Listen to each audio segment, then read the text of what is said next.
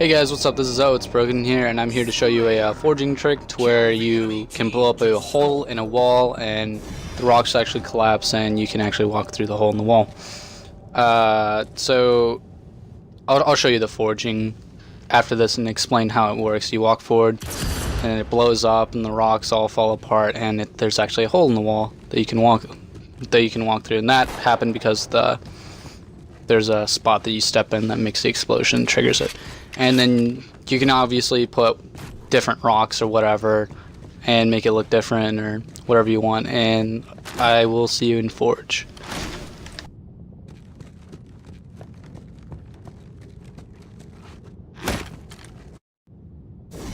Okay, so we're here in Forge, and what you actually want to do is I'm gonna get rid of these rocks right here.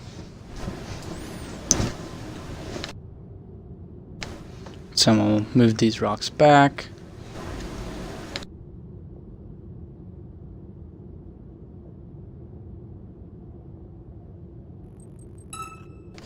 Yeah, I'm checking to see if they're scripted to the correct channel.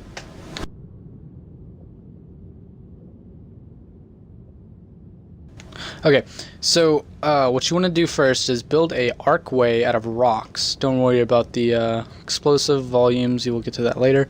So you build an archway out of rocks and you can detail it as much as you want. You can actually put rocks in the ground to where it looks like little bits and pieces of little rock, like that. And you just build an archway just around it. And you can have rocks sticking out of whatever. And then you want to get a what you want to cover the hole with.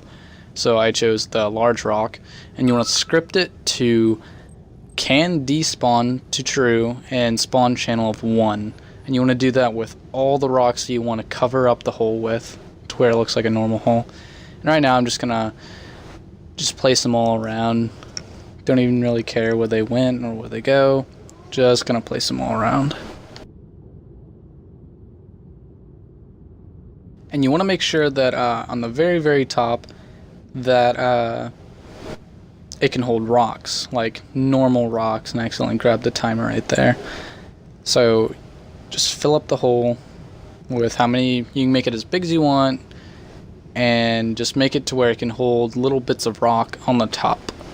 So then you go to natural, rock, small rock, and make sure the physics on normal so that it can fall when the rocks disappear. And right here I had a hard time putting the rocks up there, but you can put as many rocks as you want and whatever different shapes and sizes of rocks you want.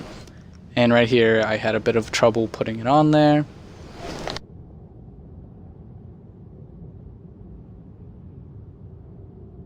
And eventually I just said screw it, drop the rock, and pulled out a little rock to where it can hold it.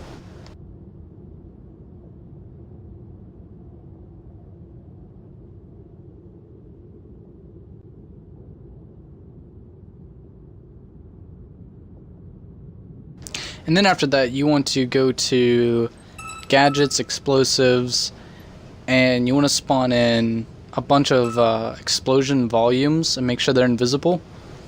And you go to scripting and make sure they're scripted to broadcast channel of 2, and just start throwing them in there.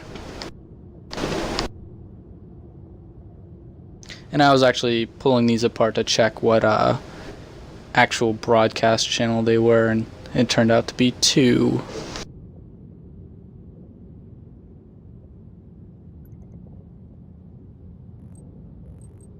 So set those to broadcast channel 2.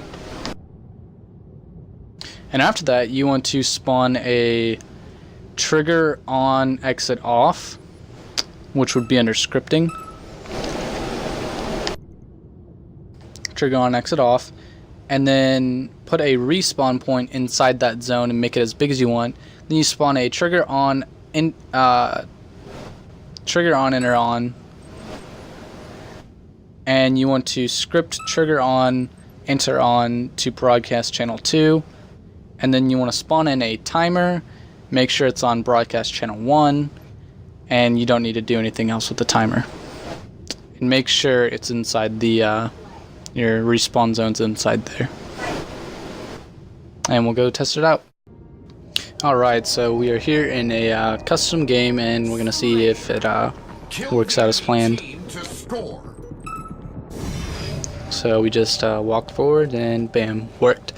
And you can set the rocks at different heights. You can have other rocks sticking out of the rocks that hold some other rocks that when they disappear they'll drop it.